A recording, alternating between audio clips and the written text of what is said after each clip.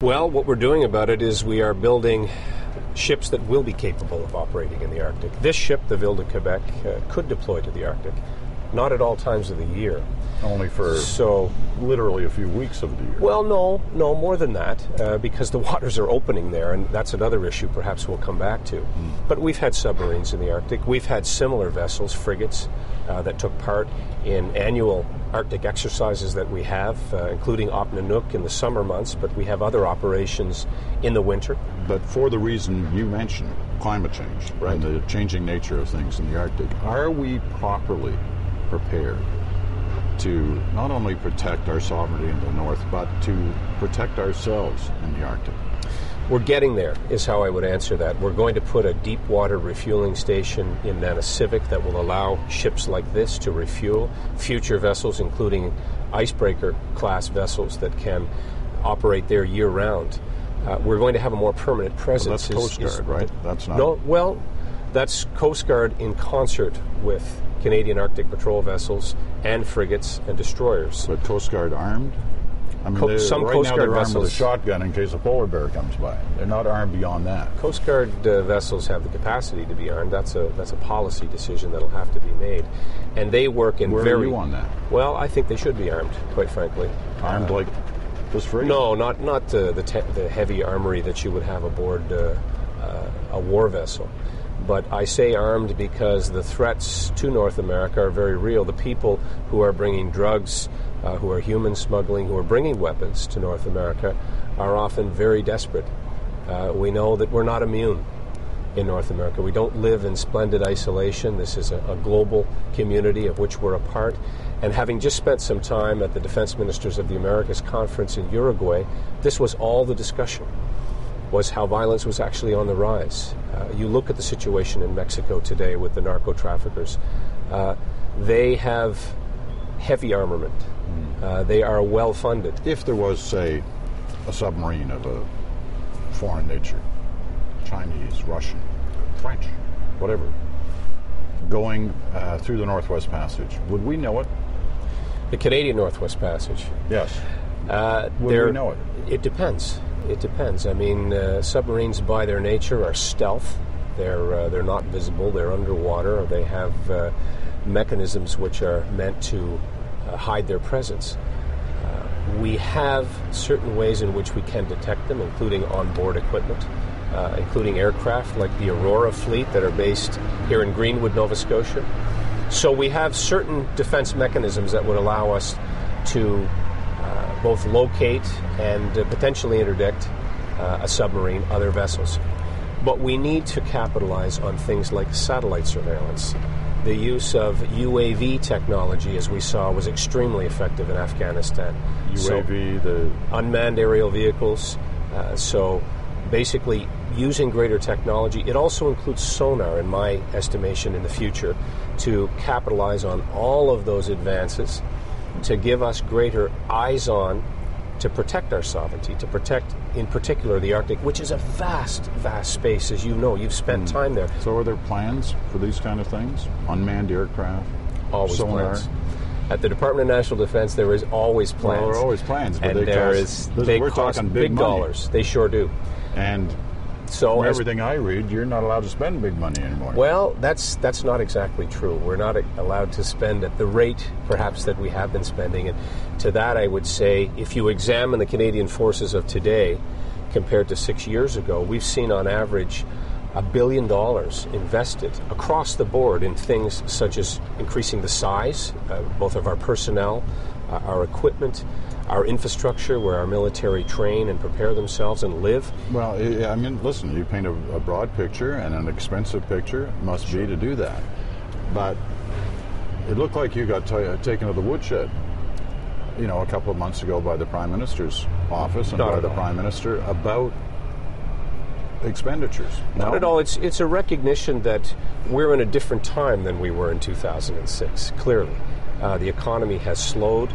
We've come through a very, very different and difficult economic picture. But you're clearly, he was saying in that letter that you need to dig deeper, cut deeper.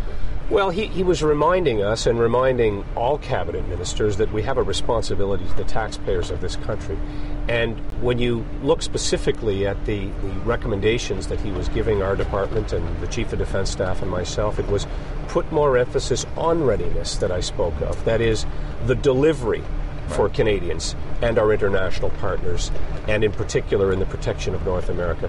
That means, and to quote several people who've used the expression, more teeth, less tail. So going after administrative waste or improving the effectiveness of the way that we run the department.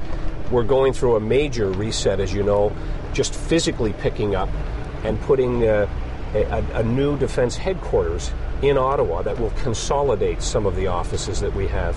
A former defense minister once said to me, a conservative, more of your father's era than your era, who loved the forces, had been in the forces himself, said the hardest thing as defense minister is to get a straight answer on need from your top military brass. They're always going to tell you they need new equipment, more men and women, the whole run.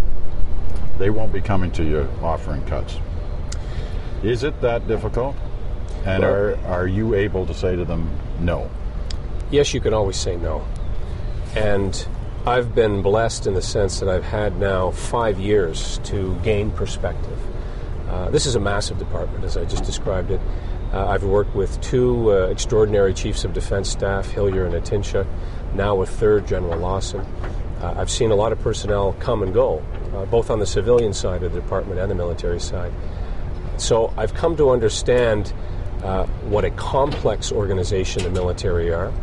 I've also come to appreciate just how patriotic, proud and focused that they are and committed to doing their job. You don't have to look far for inspiration as Minister of Defense. You see it every day. I believe all that. I believe it. But when it gets to the crunch, and it sounds, when you read that letter, anyway you read that letter, that you're at the crunch here. You're always at the crunch. You're always at the crunch. But are they coming up to you with, significant areas of cost reduction? Indeed they are. Thoughts of, maybe we don't need this. Maybe we don't need an F-35. Maybe we can be like the Americans and keep the F-18s, just update them.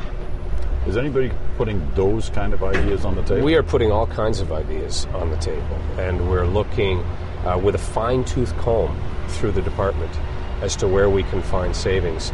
And yes, there will always be what we need absolutely versus what would be nice to have. And that's where you get into this very fine-tuned exercise of determining, in a country our size, with responsibilities under NORAD, under NATO, the protection of our own sovereignty and citizens in a changing environment, in a changing, rapidly volatile security situation internationally. We have to constantly assess what the equipment needs are, and at the same time plan for the future. But can you realistically plan for the future in a defense role when things are changing under your feet? I mean, who knew 9/11 would happen and change the world the way it did? Well, Peter, I would answer that by saying, as my grandmother used to, do the best you can. And we don't have to look too far to understand what some of these evolving threats are. Cyber attacks within our system. Imagine a world in which North America's critical infrastructure was paralyzed. This is what Leon Panetta, the Secretary of Defense, was talking about when he said, a cyber Pearl Harbor. Imagine a government having all of its systems compromised and not being able to communicate on a secret basis with our allies on the most important security issues of the day. We have to recognize that there is vulnerabilities in the Arctic, both for the environment, were there to be a spill of some sort, but also those who might wish to do us harm, and the resources that we have to protect. We have this massive coastline of ours and a Navy that is in need of refurbishment. That's why we have the National Shipbuilding Procurement Strategy. That is a 30-year plan to replace the entire fleet of combat vessels and replenishment ships. And yes, we need aircraft to replace these aging F-18s, because we know, again, we have a massive sky over North America, but we saw the utility of being able to deploy into a theater like Libya And again, punch above our weight, which is an expression that you're familiar with that is often applied to Canada's military.